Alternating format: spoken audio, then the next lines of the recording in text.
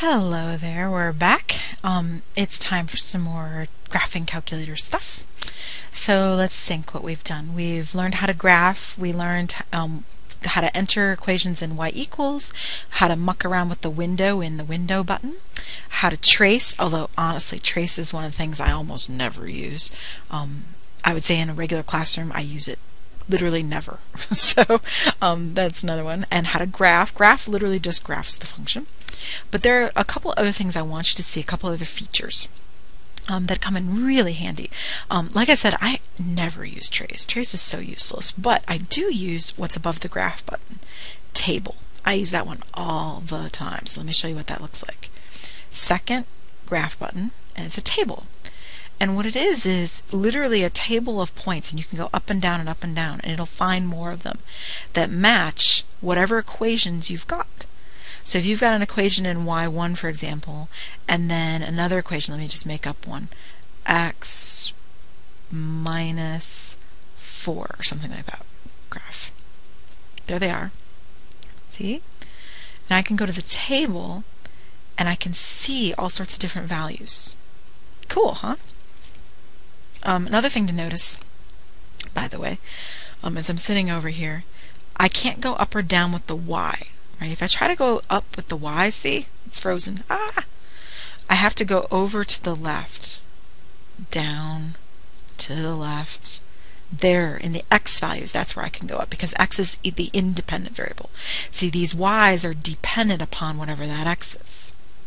Another thing to notice, right here, at 3, -1, I can actually see that that's the point of intersection, which is going to come in handy in another couple tutorials on the graph. I can see that's the point of intersection. Okay, so then one more thing to know about the table. It'll do have as many equations as you've got. So I've got two equations in y equals, see there they are, and they're both on, that's why the table does. So if I turn one of them off, let me press enter. So remember how the equal sign's not on anymore? So if I go back to the table, there, only y2 is on now, so I can see its table.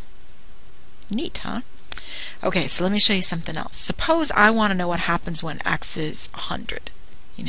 Well, you could go down to 100, and that's really long and lame, and it takes forever. So what you could do is second above the window, see what it says? TBLSET, table set. And you can say, look, I want this table to start at 100. Enter.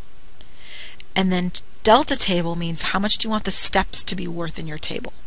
How much do you want your x's to go up by? 1s, 2s, halves, whatever. Let me show you what it looked like. 0.5. Let me just show you that. Enter. By the way, always leave these on auto.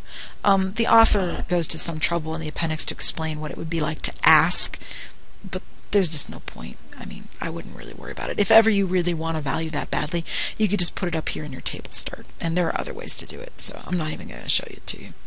Anyway, I'm going to go back to the table, and look, it started at 100, and it goes up by a half.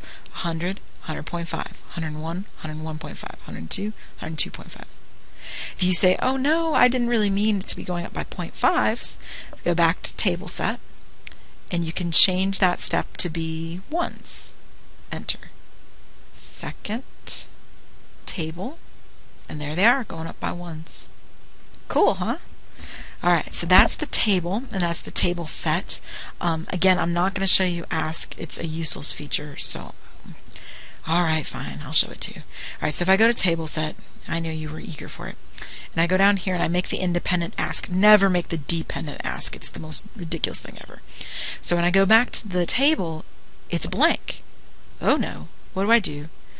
Well, it's waiting for you to type in, oopsie, I pressed a button accidentally. It's waiting for you to type in what you want. So let's say I want x is 65, enter, and it'll calculate what the y is. I want 34, I want negative 22, it finds them for you. There's the ask. Alright, I've shown you. Now if you want to turn the ask off, go back to table set and go down here and press enter and make it so that the auto is back on. And then when you go back to the table, it's there. Alright, now you've seen the table. I hope it was good for you. And I even showed you ask.